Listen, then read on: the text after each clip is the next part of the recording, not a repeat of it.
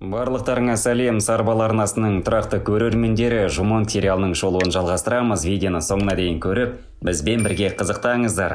Осы бөліміміз 2000 лайк жинаса, келесі сериясын тезірек шығарамыз. Олай болса кеттік. Бала Жумонг пен анасы осы сарайда қаншама жылдан бері еркін өспей бәйбішенің көрсеткен қорлықтарына шыдап келді. Бірақ өмірлерінің алдағы уақытта бұлай болғанын қаламағандықтан Жумонгты дайындауды шешті. Алдымен ханзада өзін-өзі қорғауды үйрену керек. Жаттықтырушы ретінде Мусон атты түрменің басшысы сайланды. Бұл адам араққа құмар болғанмен, кезінде менмін деген патша жасағында қылыштасып жауынгер болған.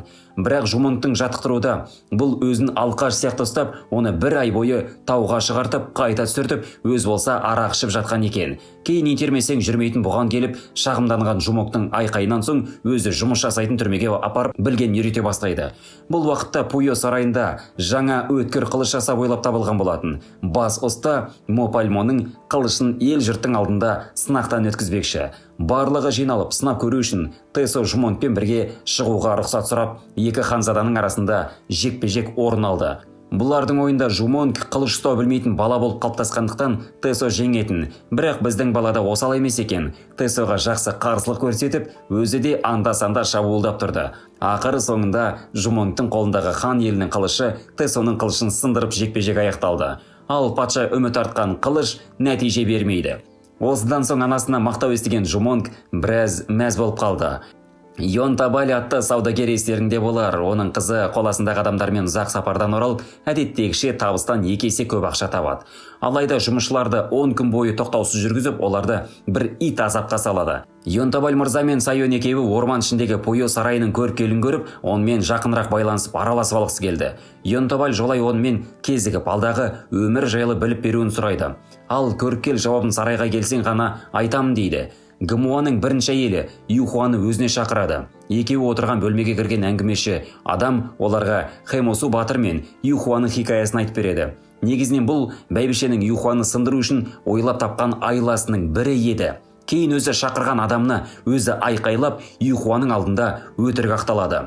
Мусонның түрмесінде жаттығу кезінде осыдан 10 жыл бұрын тұтқынға түскен екі көзінен айырылған адамды көрген Жумонг оны анасына айтады. Ал Юхуа ол адамды кезінде өзі ғашық болған Хэмосуға келтіреді. Хэмосу болса тыныш жатпай патша Гымуаның түсіне кіре берген соң, уәзір мен көріпкелдің арасында осы батырымы жайлы әңгіме болып, көріпкел кезінде Хэмосу жартастан құлап қайта тірі қалып, сарайға Гымуамен кездесуге келген кезде ешкімге көрсетпей түрмеге қамап, одан кейін бармағандығын ашып айтады. Осын естіген уәзірдің бойын қорқыныш жайлап, ендігі Хэмосуды өлтіруді жоспарлайды. Тесо мен Йонпо болса өткен жолға жекпе-жекте жеңілу керек. Жумонгтың қарсылық білдіру оның жекпе-жек өнерін дайындалып жүргендігінің дәлелі еді.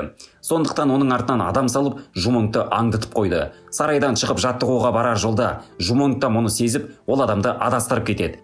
Жумонг түрмешінде қамауда отырған Хэмосуға барып, кім екенін қызығушылықпен сұрай бастайды. Екеуінің арасында болған әңгіме кезінде мұнда сыртта Юми Эл көріпкел мен қолбасшы келе жатыр еді. Олардың келгенін көрген Жумонг бұл жерден шет жаққа қарай жасырынады. Сарайдан келген бұл екеуі Хэмосу батырдың не өлі, не тірі екендігін анықтауға келген болатын. Оның қамалған орнына барған батыр Мусонның жалғыз еместігін сезіп, сарайдан келген екеуіне ренішті сөздерін айтып, не үшін келгендіктерін сұрайды. Ал екеуі дым үн шығармай кетіп қалады. Жумонг болса, оның берген жауаптар ойынан кетер емес. Қамаудағы адамның өзіне жақын адам ретінде сезінетін.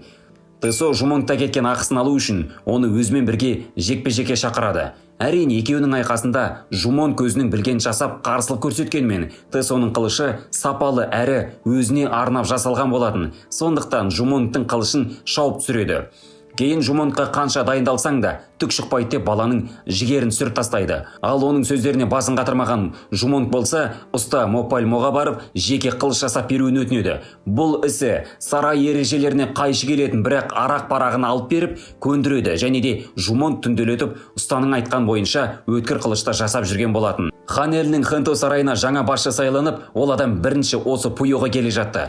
Пуйо басшылары жаңа басшының бұл ісін астарын таппай жиналып осы істі талқылап ақылдасады. Ал жаңа басшы кім екені белгілі болып, ол Гымуаның ескі досы Ян Джон болып шығады. Оны көріп екі езу екі құлағына жеткен ГМО-ның бұл қуанышы көпке созылмады. Екеуі бірге мәз-майран болып, енді екі сарай арасында тату қарым-қатынас орнайды деп отырған жерінен Янжон хан империясының бұларға арнап жазған жаңа жарлығын ұсынып, ГМО-ның настроениесін нәскиге дейін түсіріп тастайды. Оның бұл қылығына ашуланған ГМО-ның сөздерінен соң Янжон өз елдерінің қандай мықты әрі кез келген сәтте Пуйоға қарсы елдерде өз қаруларын ұсынып соғыс ашып жібере алатындықтарын жеткізді. Кейіннен Янжонның мұнда келген себептерінің бірі Пуйо сарайында қару-жарақ жасайтын жер бар ма? Соны көру үшін келген екен, ал құжат бойынша Пуйо басшылары оны жоқ деп айтқан. Сондықтан олар оны барынша жасырынып шеберханаға ешкімнің кірмеуін қадағалайды. Ал онда жасырынып кіріп кім жұмыс жасап жүр? Әрине Жумонг. Соны ескертпекке Мопальмоста Жумонгқа «Ей, бүгін үйіңде отыр» деп айтуға келген еді. Ал бұл бала қалаға жаттығу жасауға шығып кеткен болатын. Айтқандай Жумонгтың артына салынған адам оның қару жасап жүргендігін біліп қойып, Тэсо ханзадаға айтпақшы болғанда, Йонпо оны тоқтатып, оған айтпай, өзі бұл істі тындыруды бастайды. Кеш батты, ал шеберханаға күндегі әдетінше Жумонг жасырынып келді. Іште тып-тыныш қаруын жасап жүрген сол-ақ екен. Жасап отырған құралын итерген сәтте онда үлкен бір жарылыс орын алып, өрт шығады. Жарылыстан басын құшақтай қалған Жумонг көзін ашқанда өртті көріп, шошып қалады. Барлығы өрт шықты деп айқайлап жатқанда, Янжон тыныш қала ма? Ол да өрт орнына адамдарын жіберіп, өртенген орынның қару-жарақ жасайтын орын екендігін біліп, ГМО-ға келеді. Не айтарларын білмей, үнсіз отырған ГМО-ға келген Янжон ескі досым болғандықтан бір жолға кешіреді. Бірақ өтірікші болып абыройдан айырылған ГМО қатты ашуланады. Сондықтан бұл жолы болмас деп Жумонгқа жаза ретінде сарайдан қуып жіберіп, ханзадатынан айырады. Жумонгтың қанша жалбарынғанына қарамастан осындай шешімге келеді. Анасы да бұл шешімді оң деп танып, баласының осы жазаға лайық деп санайды. Кейін қоштасуға келген баласымен де көріспейді. Оған себеп Юхуа баласын нағыз еркек еткісі келді. Сондықтан осылай қиын өмірге жіберуді шешті. Ал осы кезде мәз болып отырған Йонпо бар еді. Жумонгтың түнде келіп қару жасайтын білген соң, онда жарылғыш зат орнатып кеткен болатын. Соны ағасы Тэсоға мақтанышпен айтқаны сол-ақ еді. Тэсо оның бұл ісінің нәтижесінде Жумонг кінәлі болғанмен, бірінші кезекте Пуйо запа шеккенін ұрсып айтып тастайды. Ал Жумонг сарайдан кетті. Қолында дорбасы мен анасының қызметшісі берген алтын әшекейлер бар. Аңқау бала қалада жүріп, Ой, Мари, Хэппо атты үш пысық жігіттердің айналасына түседі.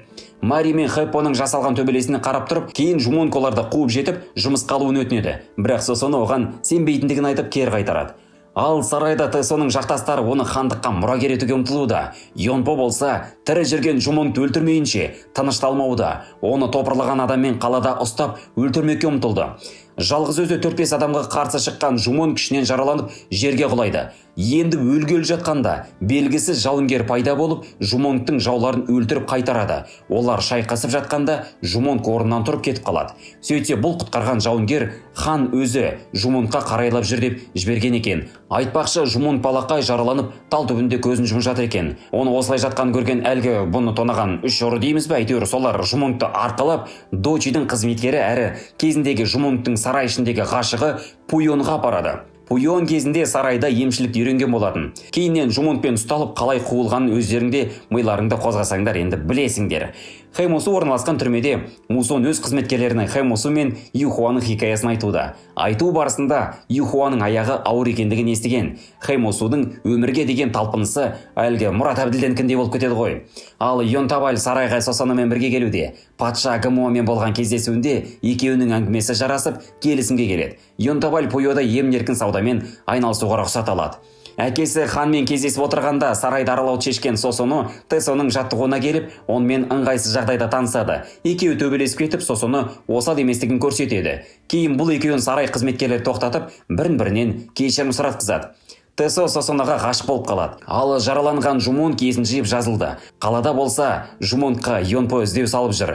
Кейін Пуйон жұмыс жасайтын Дочимен танысып, оған жұмысқа тұрады. Айта кетсек, бұл Дочи өте жауыз адам болатын. Бұл уақытқа дейін Йонтабаль дәл осы Дочи жайлы ойлауды. Қаладағы өзіне бақтала санаған Дочидің саудасын нашарлату үшін оның тұздарын бүлдіру шешеді. Және осы істі Сосоно бастайды. Олар түнделетіп Дочи адамдарының жүк көтеріп жатқан жерлерінен шабуылдайды. Айта кетсек, бұл жүк көтеріп жүргендердің ішінде Жумонг та бар еді. Екі жақта шайқас басталып кетті. Жумонг та өзінікін жібермей шайқасуда. Шайқаста алыста алыстан бақылап тұрған Сосоно да Жумонгтың өз адамдарының қалай өлтіріп жатқанын байқайды.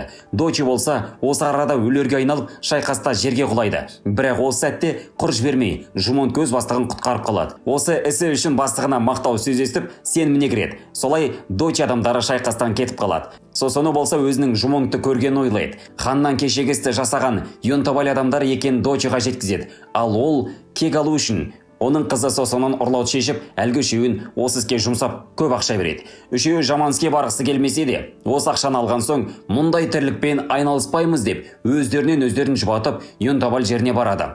Ол жерге ұрланып кіріп, сыртта тұрған күзетшілерді оңай жеңіп, Сосононың қарсыласып төбелескеніне қарамай алып кетеді. Таңертең қызының жоқтығынан хабардар болған әкесінің Дочимен келіссөз жүргізе бастайды. Ал Дочи есіріп кетіп, Юнтабаль алдыма тізерлесін деп шарт қояды. Ұрланған қыздың Сосоно екендігін білген Жумонг қызға малып отырған бөлмеге келіп, қол-аяғын шешіп, қаш деген сол-ақ еді. Сериал бітіп қалды. Келесі бөлім шығу үшін осы видеомызға 2000 лайкты жинап тастайық. Амандықта жүздескенше сау болыңыздар.